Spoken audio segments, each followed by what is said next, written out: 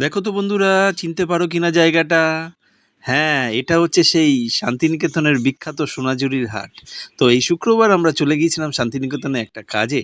তো সেখানে সোনাঝুরির হাটে যাব না, হতেই পারে না। পায়েল পৌঁছেই একদম চলে গেছে কেনাকাটা করতে। চারিদিকে মোটামুটি ভিড় ছিল, খুব বেশি নয়। দিনটা যেহেতু শুক্রবার ছিল, শনিবারে বেশি ভিড় হয়। তো দেখো চারিদিকে প্রচুর দোকান বসে আছে, ভিড় সেরকম কিছু নেই, কিন্তু প্রচণ্ড রোদ ছিল। এই রোদের মধ্যে বেশি ঘোরাঘুরি খুবই কষ্টদায়ক হচ্ছিল।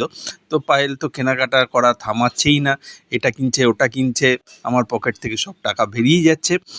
তো খুব সুন্দর অ্যাম্বিয়েন্স ছিল চারিদিকে। আর সোনাঝুরিতে হাটে গেলে খাওয়া দাওয়া হবে না তা তো হতে পারে না। তো এই পেয়ারা মাখা দিয়েই শুরু হলো। সুন্দর করে দাদা পেয়ারাটা মেখে দিল, এবং সেই পেয়ারা মাখা টেস্টও খুবই ভালো ছিল। তো দেখা যাক, পায়েল খেয়ে টেস্ট করে বলুক কেমন আছে। এই পেয়ারা মাখা রেডি আমাদের। চলো দেখা যাক, খেয়ে পায়েল বলুক যে পেয়ারা মাখাটা কেমন ছিল। তো কেমন হলো পেয়ারা মাখাটা?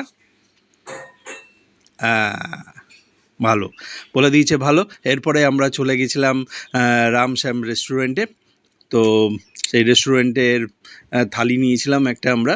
তো থালির প্রিপারেশন খুবই ভালো ছিল, দেখো চারিদিকে একদম কাঁসার থালাতে আমাদেরকে খেতে দিয়েছে।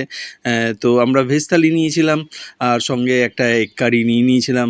আর প্রথমে যে ঘি দিয়ে সুন্দর করে দিল না, সেটা দিয়ে একদম পুরো ভাত মেখে খাওয়া দাওয়া হয়ে যাচ্ছিলো। তো খুবই সুন্দর ছিল খাওয়া দাওয়া। পায়েল খেয়ে সেটাও তোমরা বুঝতেই পারছো, খুবই ভালো ছিল। আর সবচেয়ে ভালো লাগলো শেষে আবার ওরা আমাদেরকে পায়েসও দিল সুন্দর করে।